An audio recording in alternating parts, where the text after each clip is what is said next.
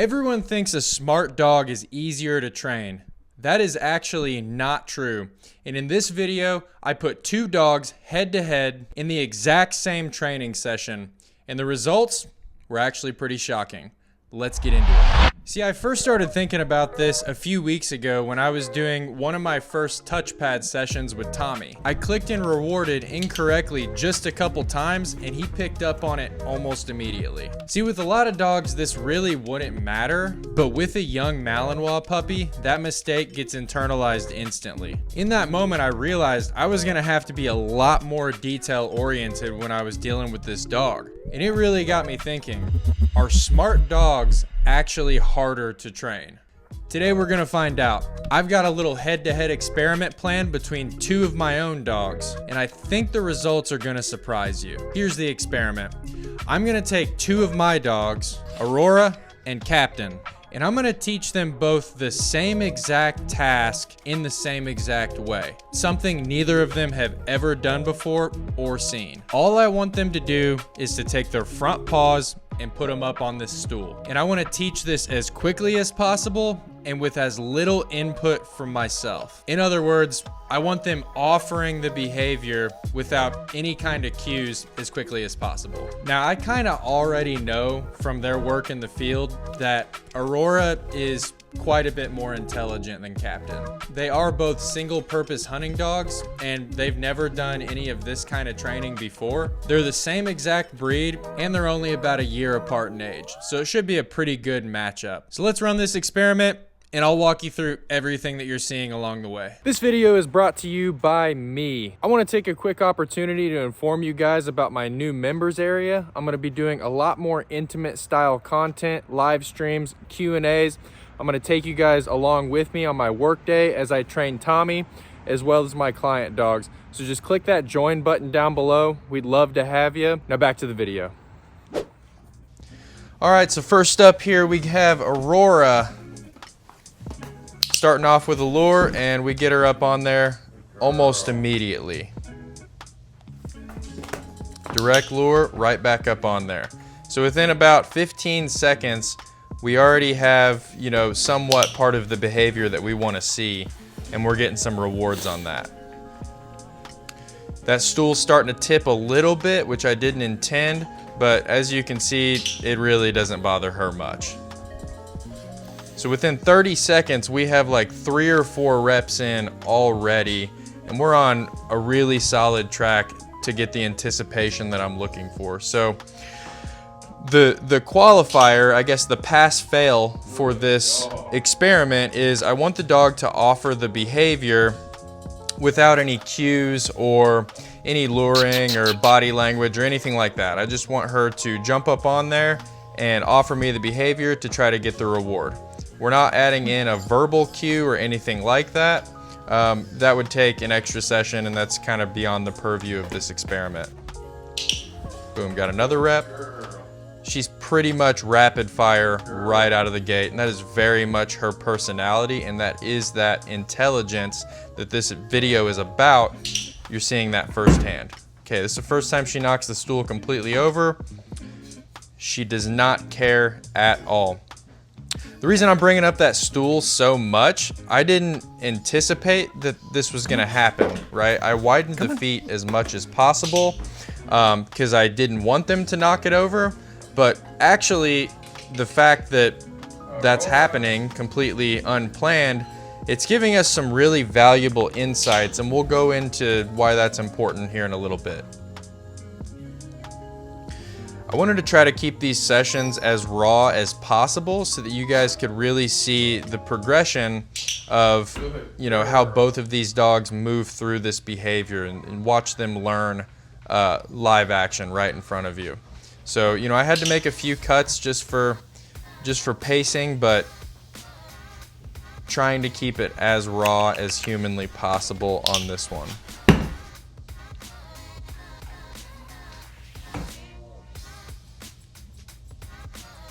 Looking at me like, what are we doing? I'm gonna take a little step forward. Okay, and just that little step was enough to get her to go up there, right? So we went from direct lure to just a slight lean and a little baby step to get her up onto that stool. Great example as to why body language matters so much. And she's responsive to just those little tiny movements. And there's our first rep with basically no cue. I think I was, I was shifting a little bit, but I'm gonna count it. Now on to Captain here.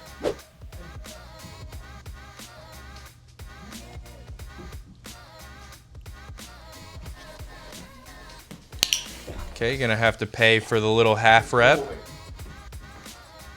Sometimes with a dog who just doesn't have as much mental horsepower, you gotta break down the behavior no matter how simple, and this is a very simple behavior for them. You gotta break it down into smaller steps, and that's completely fine. And boom, we got it. So there, about 10, 20 seconds and we have our first rep. And we get another one. He's super pumped. Captain may not be the most intelligent dog on the planet, but I don't say that to disparage him in any way. He is an amazing dog, and he's got a great personality. He loves to work. He's super excited. Does great in the field for me. But, these are both bird dogs, and we don't really do this kind of training. That's not what I got them for. But it works out perfectly because they're the same breed. They're about a year apart in age. Captain's a little bit younger. So you can see how they go.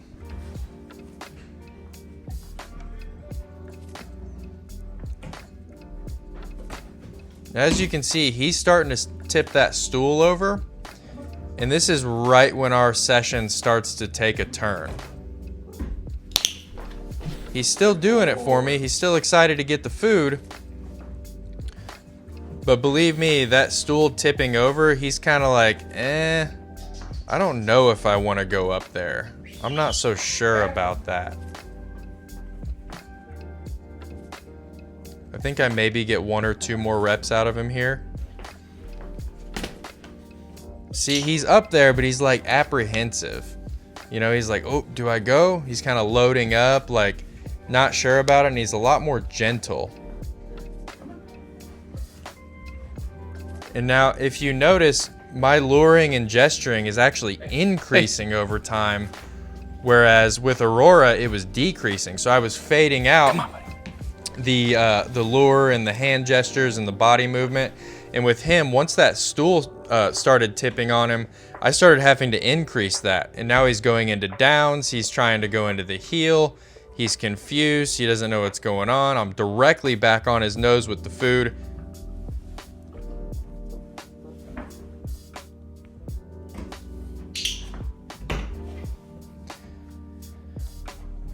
And the whole thing has basically just fallen apart.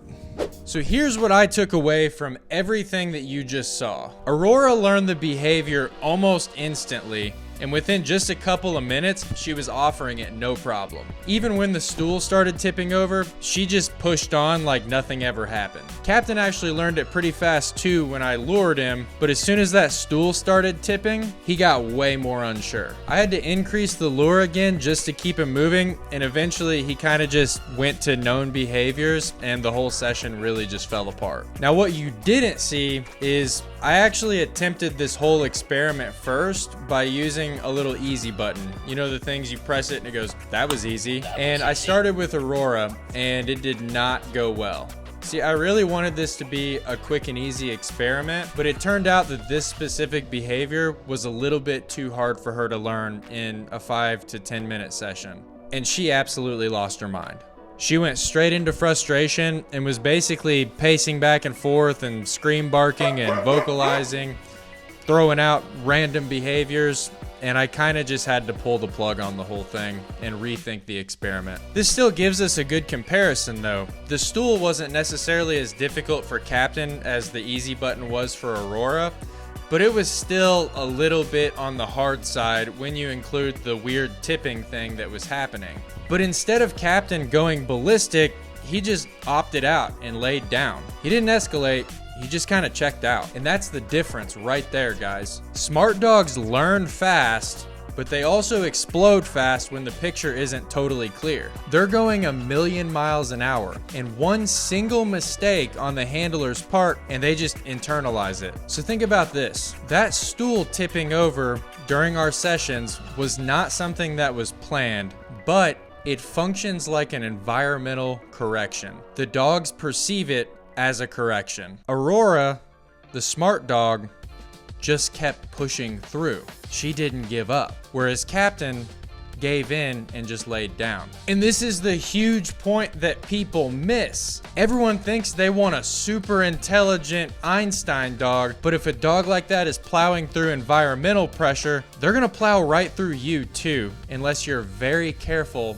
about how you raise them. When you actually have to prevent or stop bad habits from forming, the more simple dog is often gonna be way easier for you to live with. And the results of our experiment here actually reflect perfectly into our real lives. Captain's about a year younger. He's had way less training hours, and I trust him like 10 times more to be in my house than I do Aurora. But when I get him in the field, he's not quite as good. He's okay, but he's not quite as good. If we get a little bit lax and we let Captain make some mistakes, he doesn't go and turn it into a habit right away. Aurora, on the other hand, as soon as she finds a loophole, we now have a whole project on our hands trying to deal with that. But when we work in the field, Aurora is freaking amazing. She handles perfect. I couldn't ask for a better dog. Whereas, like I said, Captain is just proficient. He's okay. But Aurora is a superstar. And that's really the trade-off, guys. If you want a kennel dog or a true working dog, the Auroras of the world are what you're looking for. But if you want a dog that can kind of work, it's pretty good in obedience, but requires way less maintenance and supervision on the day-to-day, you probably don't want the smartest dog in the litter. You want to get yourself a nice Captain. And that is the entire point of this whole experiment. Smart doesn't mean easy. Smart means sensitive, fast patterning, high maintenance. And if you're not ready for that, it will absolutely eat you alive. And that is something that we see constantly in our board and train clients. And this brings us back to the whole point of our video. Are smart dogs actually harder to train? Yeah, in a lot of ways they are. They learn the right behavior fast, but they learn the wrong behavior just as fast. They get frustrated quicker, they push through pressure, they don't quit when they should, and they turn your tiny little mistakes into full-time habits. Less intelligent dogs, they're a little bit slower to learn, but they are way more forgiving. They don't turn every misstep into a saga. They don't plow through corrections, generally. And they don't require constant micromanagement just to live in your house. So the question isn't, do you want a smart dog? It's, do you want everything that comes along with that? Because if you want a dog that can work a little bit, is pretty good in obedience, and doesn't have to be watched like a hawk in your house, the dog that's a little bit dumb might actually be perfect for you. Smart dogs aren't bad. They're incredible, but they are a commitment. They demand clarity, structure, timing, and way more maintenance than people probably understand. So are smart dogs harder to train? Absolutely, if you're not prepared for it. If you enjoyed this video, go ahead and hit that like and subscribe button. If you're looking for help with your dog, we have board and train spots available. They are limited, and we have coaching calls available as well. Links are both down in the description. But as always, guys, thanks for watching, and I'll see you on the next one.